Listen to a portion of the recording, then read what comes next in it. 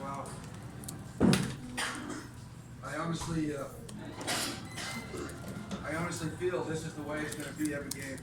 It's going to be a grind out, uh, fight to the end, and see who comes out on top in the last couple of minutes. I just, they do. Morocco's so disciplined in the way they play. It's really hard to get them out of their tempo, and so you have to play at a matched tempo the whole way, and that's not really a comfortable tempo with us. We kind of developed into more of a freewheeling, more, pass happy, get up and down the floor type of team, and they're, they slow the game down to a grind, and so, it just really comes down to each possession. Everything's riding on one possession throughout the whole game. You feel like if you blow one possession, you might blow the game. So it's really a possession by possession game at this point. And it's not the way we would necessarily want to play, but they're just so good at it that we are forced to play at that tempo. But hopefully as the series progresses, we can start finding the kind of rhythm that we want to play in. But for now, getting game one, grinding it out, was a real testament to our guys. Still staying with it despite not playing the comfortable way they want to play. But Morocco is just so disciplined. They're incredibly disciplined, and but we threw out a lot of size at them and tried to take away a lot of the forays to the basket. Obviously Japeth had the game-saving block at the end of the game. It's really nice to see him do that defensively. He's done it so many times offensively, and he's also done it defensively, but that was really spectacular. That block at the end of the game, one-on-one with Durham, with a full head of steam and getting up and getting a hand on that shot. It was really a tremendous play. One of the best I've seen in a long time. But I'm not going to say it was a pretty game. It wasn't pretty, but it was exciting, and it was a struggle. It was a struggle all the way through. Struggle keeping our emotions in check, because they really frustrate you defensively. So anyway, fans want to see a good series. They're going to see a good series. This is going to be, like I said, I think this is just a taste of what we're going to see for the next 6 games beyond here. What do you think of Joe Devans? Well, Joe hasn't had a chance to play very much. Throughout the whole conference, he's been in and out of the lineup. Came off of major surgery, and but he added the size that we needed defensively, especially. And I think the more he plays, the better rhythm he'll have. I think he's struggling a little bit offensively, but he's such a smart, intelligent defender, and he's a smart, intelligent offensive player as well. He's not going to play out of his character. He's not going to do things that he knows he can't do. He's going to stay within his skill set offensively, and he's going to be a really smart, intelligent defender. And basically, that's what you have to be against Durham, because he's just too good. You can't just play him one-on-one. You've got to have scheme. Joe needs to know where his help is coming from, where he's going to push him. He needs to know what plays they're going to run for him. And those are the things, the little things that Joe does that makes him so effective defensively. He's obviously not a athlete like Chapman, but he'll get the job done in a different way.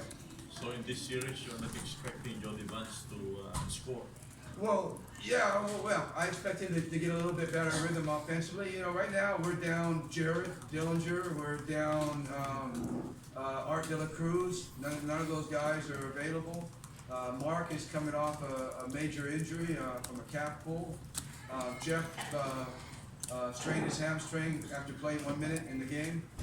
That's why he didn't play anymore, because he strained his hamstring. So, we're down a lot of guys, so we need guys to step up, and Joe is one of those guys. But, we're hoping that AJ will be more of a presence in the lineup.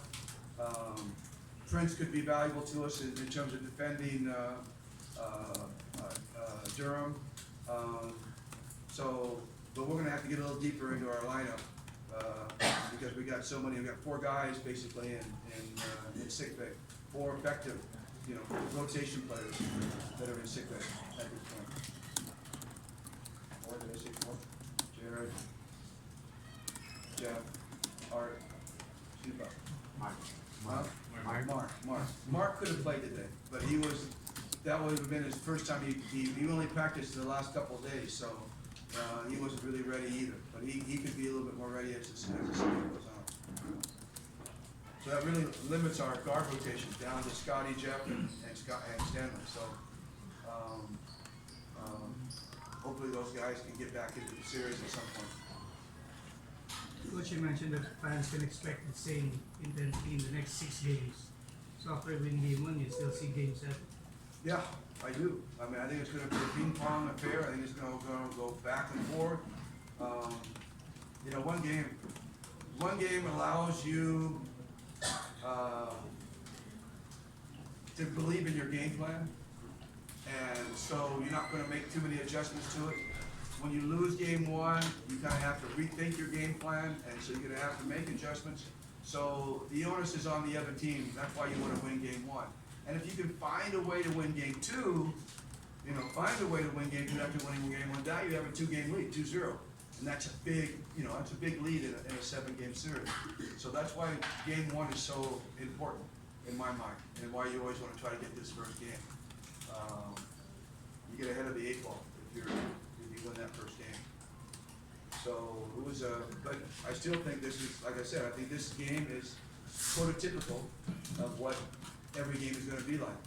It may not be a 1-point game or a 2-point game, but it might be a 5 or 6-point game. But the tempo and the rhythm and the struggle for every possession, I think, is going to be the same all the way through the series. Coach, Raymond had a big game. Raymond Almasan, how were you able to discontinue? Yeah, he had a big game, but he needs to step up and have big games because Durham is such a threat. So we got to put our attention to him. So we're going to have to. Some of the other guys might have a big game. Newsom had a huge game tonight. He was tremendous. But next game it might be Amer, and next game it might be Quinto, or someone coming off the bench, maybe a Maliksi. But our attention is going to stay on Durham. It has to. So someone else is going to have to pick up the slack, and they're going to have big games. That's something that we expect, and that's what being a team is all about. 5 guys out there being a threat. Somebody's going to have a good night. Tonight was Newsom. He was awesome. Really awesome. Coach, the 3 players you mentioned, Baser, Bong Quinto, didn't really have a good game. Well, you can ask Norman about that. Don't ask me. You can credit some of that to our defense and what we were trying to do. You can credit it to maybe some nerves. We had some nerves on our side. Not everybody played great on our team.